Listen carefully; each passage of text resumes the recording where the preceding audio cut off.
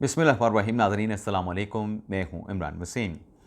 नाज़रीन, आज का हमारा ये जो वीडियो लॉग है, इसको आप ख़बरनामा नहीं बल्कि अलीमा ख़ान नामा कह सकते हैं, क्योंकि इस प्रोग्राम में जितनी ख़बरें आपके साथ हम शेयर करने जा रहे हैं, उनमें अक्सरियत ख़बरें इमरान ख़ान साहब की हमशीरा अलीमा ख़ान साहिबा से जुड़ी हैं। और इसके अलावा भी पिछले चंद अहम घंटों में कुछ बड़ी डेवलपमेंट्स हुई हैं, हैपनिंग्स हुई हैं, उनकी तफसीलात भी प्रोग्राम में आपके साथ हम शेयर करेंगे। लेकिन व्लॉग का आगाज़ करने से पहले आप चाहने वालों से चैनल सब्सक्रिप्शन की दरख्वास्त करेंगे कि जिन दोस्तों की तरफ से अभी तक चैनल को सब्सक्राइब नहीं किया गया, उनसे दरख्वास्त होगी कि चैनल को सब्सक्राइब कर लें, बेल आइकॉन का बटन प्रेस करें। वीडियो अगर आपको पसंद आए तो इसे लाइक और शेयर ज़रूर कीजिएगा। तो पहली खबर नाज़रीन अलीमा ख़ान साहिबा से जो जुड़ी है, जो लिंक करती है, वो सुप्रीम कोर्ट ऑफ पाकिस्तान से है। ख़बर नाज़रीन ये है कि एक हैबिचुअल पटिशनर हैं, यानी आदी दरख्वास्त गुज़ार हैं, काजी इंजीनियर उनका नाम है। उनकी तरफ से इमरान ख़ान की हमशीरा अलीमा ख़ान के ख़िलाफ़ सुप्रीम कोर्ट से डिक्लेरेशन जारी करने की दरख्वास्त की गई है। यानी सुप्रीम कोर्ट से कहा गया है कि अलीमा ख़ान के ख़िलाफ़ फ़ैसला दिया जाए। अब मुद्दा क्या है वो तो सामने नहीं आ पाया, लेकिन ये जो दरख्वास्त है अलीमा ख़ान के ख़िलाफ़ सुप्रीम कोर्ट में दायर की गई, काजी इंजीनियर काजी की तरफ से इसको नंबर लगा लिया गया है। यानी नंबर अलाउट होने का मतलब ये है कि दरख्वास्त समाअत के लिए एक्सेप्ट कर ली गई है। कोई एतराज़ अब उस दरख्वास्त के ऊपर उठाना बाकी नहीं रहा है। इसी तरीके से अलीमा ख़ान साहिबा और पाकिस्तान तहरीक इंसाफ के वकील रहनुमा नईम हैदर पंजोथा, उन्हें आज जज की छुट्टी की वजह से, रुख्सत की वजह से एक बड़ा रिलीफ मिला है। रिलीफ क्या है कि ATC अदालत रावलपिंडी में जो मुकदमा है दहशत गर्दी का अलीमा ख़ान के ख़िलाफ़, नईम हैदर पंजोथा के ख़िलाफ़, उसमें दोनों पेश तो हुए, लेकिन आज जज साहब अदालत से गैर हाज़िर थे। और जज साहब की रुख्सत की वजह से आज जो अबूरी ज़मानत थी अलीमा ख़ान साहबा की और नईम हैदर पंजोथा साहब की, उसे अदालती स्टाफ ने जज साहब की रुख्सत की वजह से 10 सितंबर तक की तारीख दे दी है। अब 10 सितंबर तक की तारीख देने का मतलब भी है कि आपकी जो बुरी ज़मानत है वो भी 10 सितंबर तक उसको एक्सटेंड कर दिया गया है। अगली खबर नाज़रीन अलीमा ख़ान से जुड़ी है, लेकिन उनके बेटे शेर शाह से मुतल्लिक है। शेर शाह की ज़मानत के लिए अलीमा ख़ान साहबा की लीगल टीम ने ATC अदालत में दरख्वास्त दायर कर रखी है।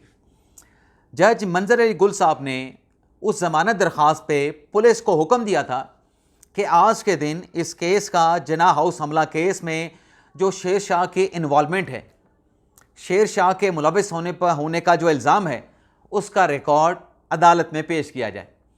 लेकिन आज पुलिस की तरफ से शेर शाह के ख़िलाफ़ जना हाउस पर हमला करने का जो इल्ज़ाम है, उसका रिकॉर्ड अदालत में पेश नहीं किया गया।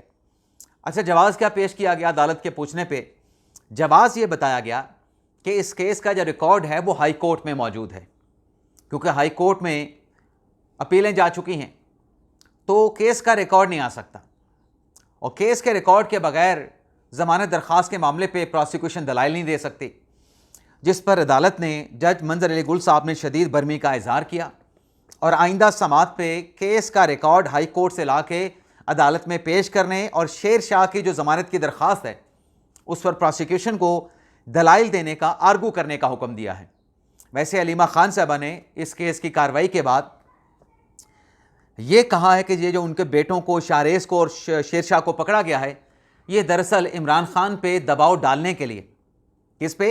इमरान ख़ान पे दबाव डालने के लिए, उनको तोड़ने के लिए उनके भांजों को गिरफ्तार किया गया है। इसके बाद नाजरीन जो इमरान ख़ान साहब ने अडयाला जेल से फैसला किया कि कायमा कमेटियों से रिज़ाइन करेंगे, तो सवाल यह है कि तहरीक इंसाफ के इस्तीफे किधर गए?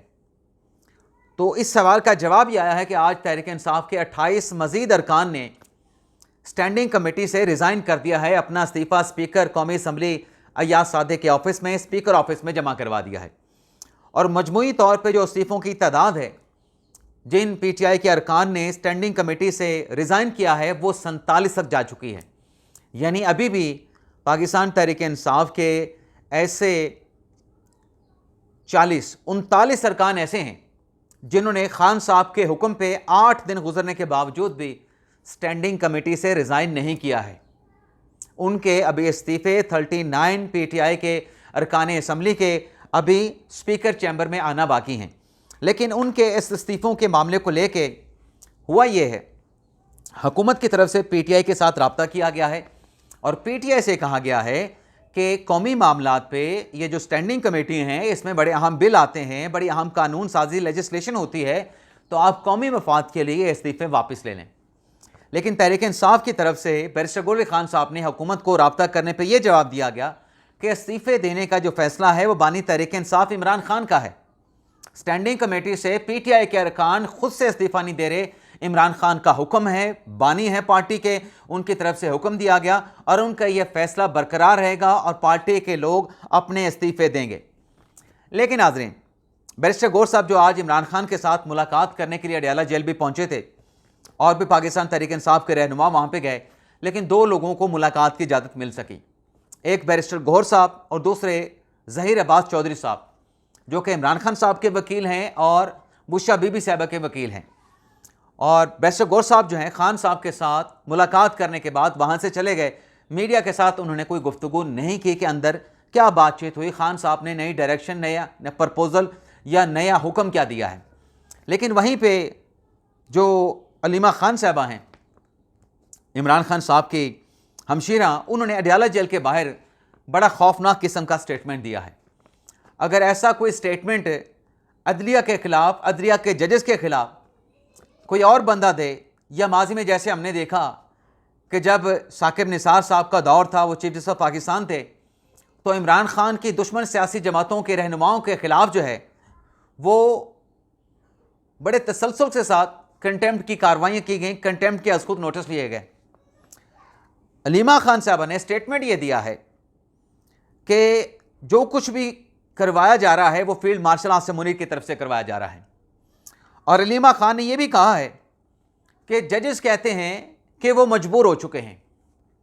अब अलीमा खान साहबों को अगर कंटेम्प्ट का नोटिस हो या अगर अलीमा खान साहब के ख़िलाफ़ तौहीन अदालत की कोई दरख्वास्त किसी अदालत में दायर हो और वो दरख्वास्त समाअत के लिए एक्सेप्ट हो, उस पर फिक्सेशन हो, बेंच तश्कील दिया जाए, तो अलीमा खान साहबा से पूछा जाए कि ये जो आपने एक स्टेटमेंट दिया है, ब्लैंक स्टेटमेंट दिया है कि जजेस कहते हैं कि हम निज़ाम के सामने मजबूर हो चुके हैं, इमरान खान को रिलीफ नहीं दे सकते, इमरान खान को या तो सज़ा दे सकते हैं या उसका सज़ा बरकरार रख सकते हैं, रिलीफ नहीं दे सकते, हम मजबूर हैं। क्या अलीमा खान साहबा ये बताएंगी अदालत के पूछने पे कि वो कौन कौन से जजेस हैं, कितने जजेस हैं जिन्होंने इमरान खान को सज़ा देने के लिए या इमरान खान को जेल में रखने के लिए किसी के साथ, किसी ताकतवर हल्के के साथ, इदारे के साथ समझौता किया है, डील की है? क्या अलीमा खान के इस स्टेटमेंट का, जो उनका कहना है कि खान साहब को गैर कानूनी जेल में रखा गया है, क्या अलीमा खान साहबा का इस स्टेटमेंट पे अदलिया पे और अदलिया के जजेस पे इतना संगीन इल्ज़ाम लगाने पे क्या उनका कोई एहतसाब होगा, या सिर्फ ये एहतसाब जो है पीटीआई के सियासी मुखालफिन का है, या इस किस्म की कार्रवाई कि आपने अदलिया के कंटेम्प्ट क्यों की, आपने जजेस की तौहीन क्यों की, क्या आम लोगों के ख़िलाफ़ ये कानून, ये अख्तियार जो है इस्तेमाल करने के लिए है? इन लोगों के लिए ये अख्तियार जो है वो एक्सरसाइज क्यों नहीं हो सकता? और फिर नाज़रीन वहीं पे अलीमा खान साहबा से, यानी अलीमा खान साहबा जो हैं, यूँ समझें कि इमरान खान साहब के नक्शे कदम पे चल निकली हैं। कैसे इमरान खान साहब के नक्शे कदम पे चल निकली हैं, मैं आपको एक और डिटेल बताने जा रहा हूँ। अलीमा खान साहबा से एक सहाफ़ी ने सवाल कर लिया न्यूयॉर्क की प्रॉपर्टी का कि चंदे से या न्यूयॉर्क में आपने प्रॉपर्टी कैसे बनाई, क्या तहरीक इंसाफ के चंदे से बनाई? और फिर उन्होंने, एक सहाफ़ी ने और भी सवाल किया, शायद उसी सहाफ़ी ने सवाल किया कि इमरान खान साहब ने जो एक्स पे ट्वीट किया था, पोस्ट किया था उनकी सोशल मीडिया की टीम ने, मैनेजर ने, क्या आप उसके साथ इत्तफाक करते हैं? तो पीटीआई के वर्कर अलीमा खान साहबा उस सवाल करने वाले सहाफ़ी को पढ़ गए कि ये नून लीग की तरफ से भेजा गया है।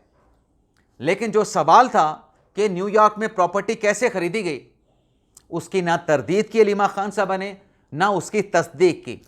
एन इमरान खान साहब के मुताबिक खान साहब पर जब इल्ज़ाम लगता है, मैं इल्ज़ाम कह रहा हूँ, मैं ये नहीं कह रहा कि इमरान खान साहब की टेरियन जेड वाइट जो है इमरान खान साहब की बेटी हैं, लेकिन इल्ज़ाम लगता है और इल्ज़ाम इसलिए तक़वियत पकड़ता है कि टेरियन जो है इमरान खान के बेटों के साथ रहती हैं और इमरान खान के बेटे और टेरियन लंदन में जमामा खान के साथ रहते हैं।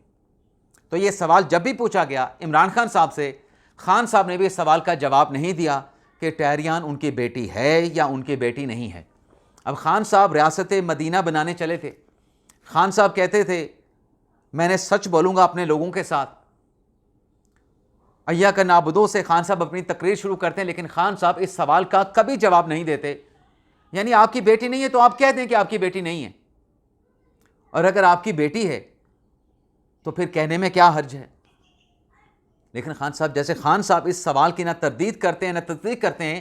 अलीमा खान साहबा ने भी न्यूयॉर्क में, अमेरिका में प्रॉपर्टी कैसे खरीदी, असासे कैसे बनाए, इस सवाल का जवाब नहीं दिया, बल्कि सवाल करने वाले साफ़ी के ऊपर चढ़ दौड़े, उसको नून लिखा साफ़ी कह दिया। और मैं सोशल मीडिया पे देख रहा था कि उस सवाल करने वाले साफ़ी से मुतल्लिक़ ये कहा जा रहा था कि इसकी तो 2 साल से ड्यूटी अदालत जेल के बाहर नहीं लगी, आज इसकी ड्यूटी अदालत जेल के बाहर कैसे लग जाए, कैसे लगे, साफ़ी जो है इस सवाल का जवाब दे। तो मैंने उस पर कोड करके लिखा, जनाब आप भी साफ़ी हैं, ये जो किसी अदारे में काम करने वाला साफ़ी होता है उसके पास कोई सो मोटो अख्तियार नहीं होता कि आज अगर सुप्रीम कोर्ट खड़ा है तो कल वो अदालत जेल के बाहर जाके खड़ा हो जाए। किसी भी साफ़ी की ड्यूटी उसके ऑफिस की तरफ से लगाई जाती है। अगर किसी ने सवाल उठाना है तो उस रिपोर्टर उस साफ़ी से पूछने के बजाय कि तुम्हारी यहाँ पे ड्यूटी क्यों लगी, तुम तो कभी यहाँ पे आते नहीं थे, ये सवाल उसके ऑफिस से पूछा जाए, उनके ब्यूरो चीफ से पूछा जाए, उनके स्टेशन हेड से पूछा जाए, उनके डेस्क इंचार्ज से पूछा जाए। क्योंकि डेस्क, असाइनमेंट डेस्क के बगैर या ब्यूरो चीफ के बगैर या स्टेशन हेड के बगैर किस साफ़ी की कहाँ पे ड्यूटी लगनी है, ये किसी साफ़ी की मन मर्जी नहीं होती। असाइनमेंट डेस्क और ब्यूरो चीफ की तरफ से कहा जाता है या असाइनमेंट डेस्क ड्यूटी लगाता है कि फ़लाँ फ़लाँ जाएगा, फ़लाँ फ़लाँ असाइनमेंट करेगा, फ़लाँ उस इवेंट को कवर करेगा। सहाफ़ी का अपना कोई अख्तियार नहीं होता, उसको तो हुक्म मिलता है, वो बेचारा वहाँ पे जाके रिपोर्टिंग करना शुरू कर देता है। लेकिन पाकिस्तान तहरीक इंसाफ के अंदर क्या चल रहा है? तहरीक इंसाफ में क्या कोई विकेट के दोनों तरफ खेल रहा है? और कौन कौन खेल रहा है? कल नाजरीन, ये जो मुज़ाकरात की बात चल रही है, इस पे तो गंडापुर साहब ने कहा कि मुज़ाकरात भी इमरान खान साहब की इजाज़त के साथ होंगे।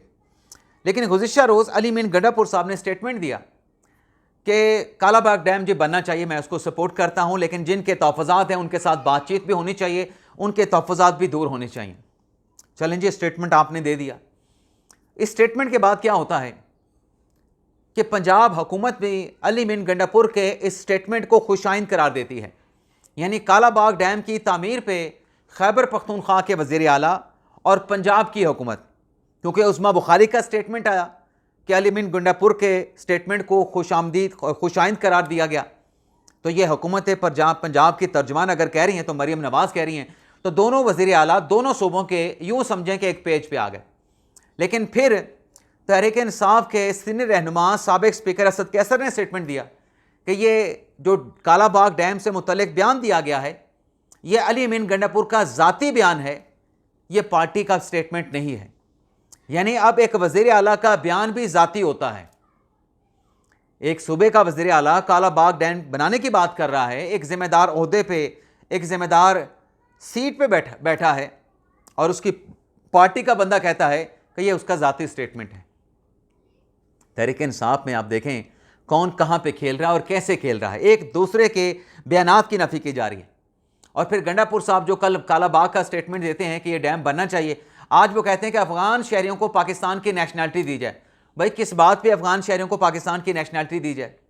तो गंडापुर साहब कहते हैं कि चूँकि जो अफ़गान शहरी हैं पाकिस्तान में वो बड़े बड़े कारोबार कर रहे हैं, अरबों रुपए के उनके बिजनेसेस हैं, और वो पाकिस्तान में बैरूनी सरमायाकारी ला सकते हैं, तो उनको बेदखल करने के बजाय पाकिस्तान में नेशनैलिटी दी जाए। तो पहले तो गंडापुर साहब ये बताएं कि कितने अफ़गान ऐसे शहरी हैं जो कारोबार कर रहे हैं, अरबों रुपए का उनका हुजम है कारोबार का, और वो अब तक जो सालों से पाकिस्तान में बिजनेस कर रहे हैं, कितनी इन्वेस्टमेंट वो पाकिस्तान में लेके आए? इस सवाल का जवाब तो दे दें। आप अफ़गान शहरियों को पाकिस्तान की नेशनैलिटी दिलवाना चाहते हैं, लेकिन बताएं तो सही, आप कह रहे हैं कि उनको बेदखल ना करें, वो पाकिस्तान में सरमायाकारी लेके आएंगे, अब तक क्यों नहीं लेके आ सके? अगर वो इतने बाअसर थे, उनके बाहर इतनी नेटवर्किंग थी, इतने राब्ते थे, तो अब तक वो कितनी सरमायाकारी लेके आए ये बता दें। यानी कोई हाल पाकिस्तान तहरीक इंसाफ का नहीं, कोई इनकी पॉलिसी नहीं, कोई इनका प्लान मनसूबा बंदी नहीं कि हमने क्या स्टेटमेंट देना है, क्या स्टेटमेंट नहीं देना है। बस जिसके दिल में जो आया, दिमाग में जो आया वो कह दिया, और फिर बाद में कहते हैं कि ये सियाको सबाक से हट के रिपोर्ट किया गया, ये पार्टी का स्टेटमेंट नहीं, ये ज़ाती स्टेटमेंट है, ये इख्तलाफात पार्टी में है नहीं। इमरान खान साहब ने हुक्म दिया है कि जो इख्तलाफात का मामला है, इख्तलाफात को पब्लिक प्लेस पे आके कोई रिपोर्ट नहीं करेगा, पार्टी के इंटरनल मामलात को मीडिया के पर एक्सपोज नहीं किया जाएगा, और फिर एक्सपोज करना भी शुरू कर देते हैं। यानी पाकिस्तान तहरीक इंसाफ के हवाले से आप कोई बात जो है वो इस यकीन के साथ नहीं कह सकते कि आज जो पाकिस्तान तहरीक इंसाफ कह रही है, कल उस बात के ऊपर तहरीक इंसाफ बरकरार रहेगी, उस बात पे कायमो दायम रहेगी। क्या वजह है? इमरान खान साहब का असर है। खान साहब जैसे अपने किसी स्टेटमेंट में कायम नहीं रहते, यू टर्न ले लेते हैं, तो पूरी पार्टी का ये हाल हो चुका है। इजाज़त चाहते हैं नाज़रीन, अल्लाह हाफिज़।